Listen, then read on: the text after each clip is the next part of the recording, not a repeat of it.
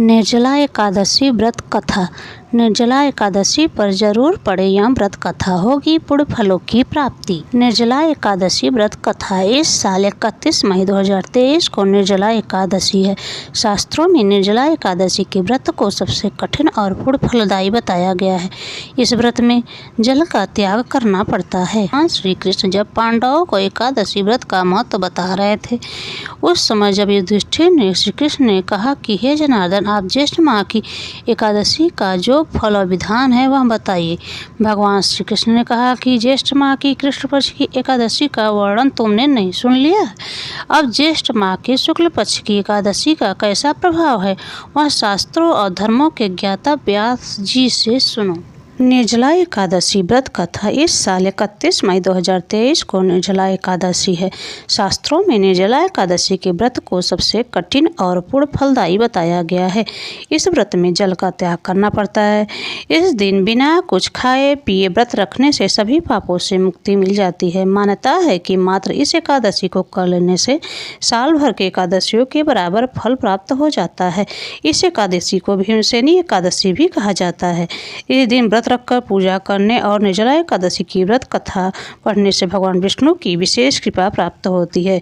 निर्जला एकादशी व्रत कथा इस प्रकार है। निर्जला एकादशी के दिन करें यह उपाय, पित्त दोष से मिलेगा छुटकारा। हर वर्ष ज्येष्ठ माह के शुक्ल पक्ष की एकादशी को निर्जला एकादशी व्रत रखा जाता है। निर्जला एकादशी व्रत सभी एकादशियों में महत्वपूर्ण माना जाता है। इस वर्ष निर्जला एकादशी 31 मई को मनाई जा रही है। हिंदू धर्म में इसका विशेष महत्व माना गया है। वेद व्यास जी ने कहा कि हे कुंती नंदन, ज्येष्ठ माह के शुक्ल पक्ष की एकादशी को निर्जला एकादशी कहा गया है। इस दिन आचमन और दंत धावन यानी दांत साफ करने के अलावा अन्य कर्मों के लिए मुंह में जल नहीं लेना चाहिए।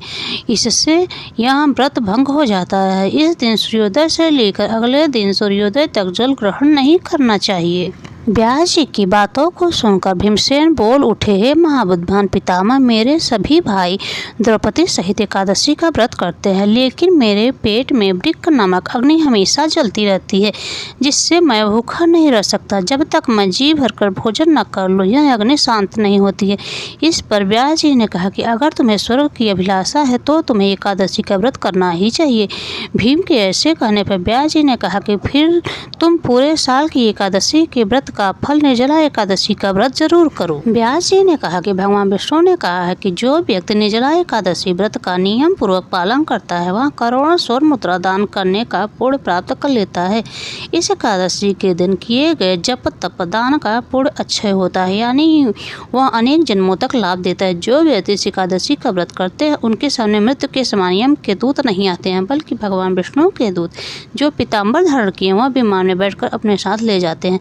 पद्म पुराण में कहा गया है कि निर्जला एकादशी की व्रत कथा कहने और सुनने से ग्रहण के दौरान किए गए दान की बराबर पुण्य प्राप्त हो जाता है। दोस्तों, आपको यह निर्जला एकादशी की व्रत कथा कैसी लगी कृपया कमेंट बॉक्स में कमेंट जरूर करें और मेरे चैनल को लाइक शेयर सब्सक्राइब जरूर करें। धन्यवाद।